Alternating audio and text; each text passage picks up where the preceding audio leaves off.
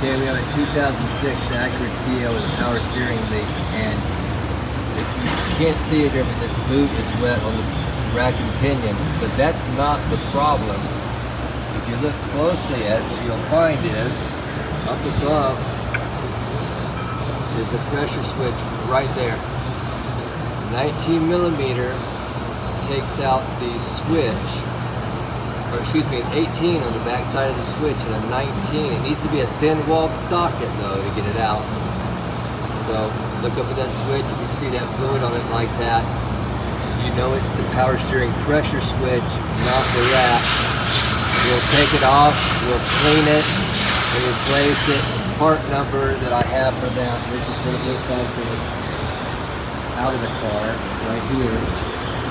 And we're using this part right here.